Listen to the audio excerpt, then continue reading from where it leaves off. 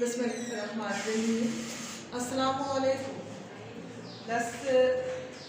We have a start or a continue. But student, there is a request of you that may I start my topic, physical features of Pakistan or land of Pakistan. You may also open your book in front of you, page number 51. जब तक आपकी book आपके सामने नहीं होगी आपका topic मैं समझा ज़रूर रही हूँ, मगर बुक आपके सामने होगी तो आपको मेरी बात को समझने में बहुत आसानी रहेगी। ठीक है, यहाँ पर हमने प्रीवियस जो है वो पाकिस्तान की लोकेशन और उसकी इम्पोर्टेंस को डिस्कस किया था और आई होप सो कि आपने पेज नंबर 49 को ब्लैंक में कन्वर्ट कर दिया होगा by the location of Pakistan in a direction. ठीक है, ये तमाम चीज़ मैं आपको समझा चुकी थी और पाकिस्तान की लोकेशन की इम्पोर्टेंस बता चुकी थी, फिज़िकल और geographical, political, all types of. ठीक है, काम भी आपके पास सेंड हो चुका था और आई होप कि आप तमाम सब्जेक्ट की तरह इस काम को भी अपने रजिस्टर पे बहुत जिम्मेदारी के साथ लिख रहे होंगे। ठीक है, मगर ये भी ध्यान रहे तमाम बच्चों के साथ, ये मेरा कंसर्ट है कि अब फोटो स्टेट आपके पास एक्सेप्टेबल नहीं होगी, लिहाजा be careful to write your work in all manners. Now we start the land of Pakistan.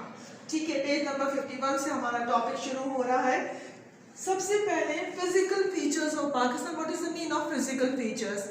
यहाँ मैंने नुमाया कर दिया है तबई खदोखात। And what is the mean of तबई खदोखात?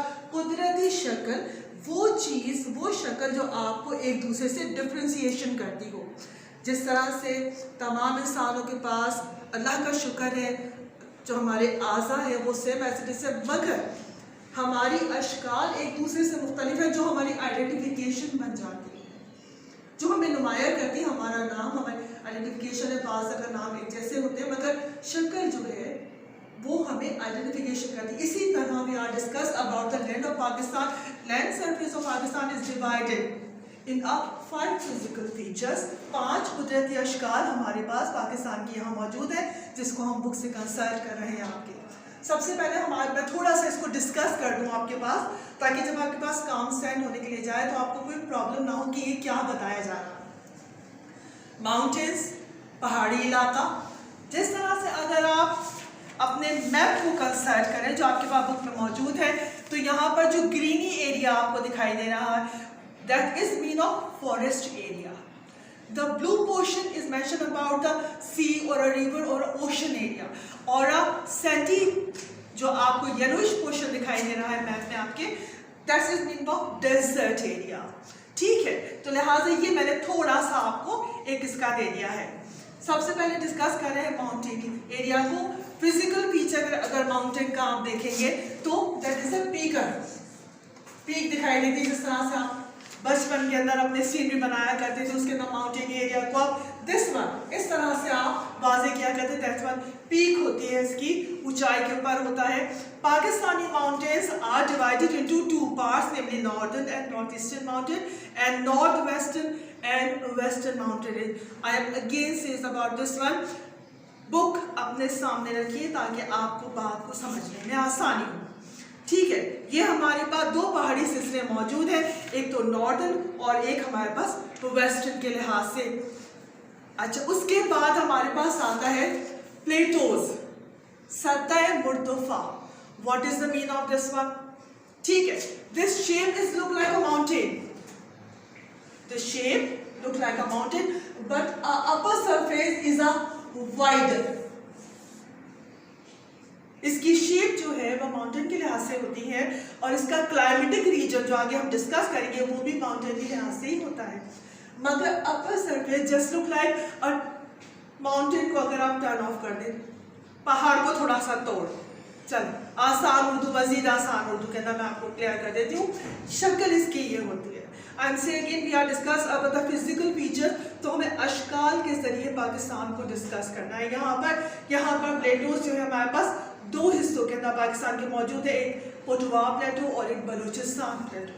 बुक को अपने मेंशन करते रहिएगा ताकि आसानी हो। उसके बाद हमारे पास आता है प्लेनी एरियाज यानी वादियाँ, जिसके लिए हम अल्फाज इस्तेमाल करते हैं ज़्यादातर ज़रखेज़ वादियाँ।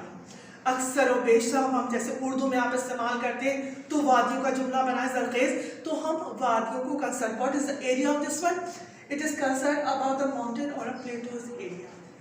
ये वो एरियाज है जो कि पहाड़ और प्लेटोज के निचली सतह के ऊपर वाक़, और ज़रखेज़ इसलिए होते हैं कि वाटर टेबल यहाँ पर एक्सरसाइज बहुत ज़्यादा तादाद में होता है। स्नोफॉल माउंटेन के ऊपर भी होती है, प्लेटोज के ऊपर भी होती है, और जब ये स्नोफॉल मेंटो के नीचे की तरफ आती है तो यहाँ पर प्लेनी एरियाज को ज़रखेज़ी साथ में लेके आती है, पानी साथ में लेके आती है, जिसकी वजह से ये ज़मीन बहुत ज़्यादा ज़रखेज़ होती है। पेज नंबर 56 से कंसल्ट कर रही हूँ मैं। यहाँ पर हमारे पास 3 प्लेन एरियाज मौजूद हैं, the upper Indus plain, the lower Indus plain और इंडस डेल्टा। ठीक है, उसके बाद आ जाइएगा कोस्टल एरिया, साहिली इलाके पाकिस्तान के, sorry about this one we are discuss desert area of Pakistan. ठीक है, an extensive area in the southeast of Pakistan is covered with rolling sand dunes। Pakistan का जो ये ईस्टर्न और साउथर्न एरिया है ये रेतीले तूफानों पर डिपेंडेबल डेजर्ट के ऊपर मुश्तमिल है। रोलिंग सैंड ड्यून्स रेतीले तूफान, तेजी के साथ जो तूफान आते हैं, आपने मूवीज में भी फॉलो किया होगा कि एक तूफान एकदम गोल शक्ल के अंदर आता है और फिर वो कुछ ही तेजी के साथ चला भी जाता है, that is called rolling sand dunes.